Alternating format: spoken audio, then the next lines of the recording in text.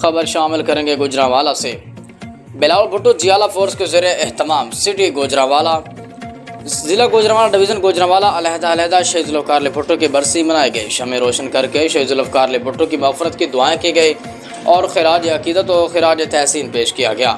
Pakistan Peoples party کو فعال کرنے اور آج پاکستان پیپلز پارٹی کے ونگ بلاول بھٹو جیالہ فورس کو متحرک کرنے کا عہد کیا گیا۔ امیدوار NAFC محمد فاروق ملک مہمان خصوصی تھے۔ اس موقع پر محمد فاروق ملک، حاجی اکرم مہر، محمد سلیم کامران، عالم چنی، فلک شیر، سجاول ڈوگر نے کہا کہ پارٹی کو فعال کرنے اور بلاول بھٹو زرداری کو وزیر اعظم بنانے کے لیے کسی قربانی سے دریغ نہیں کریں گے۔ وہ دن دور نہیں جب بلاول بھٹو زرداری وزیر اعظم پاکستان ہوں گے۔ شہداء کی قربانیاں رنگ لائیں گی۔ وفاقی معاملات میں پاکستان پیپلز پارٹی کا کوئی ثانی نہیں۔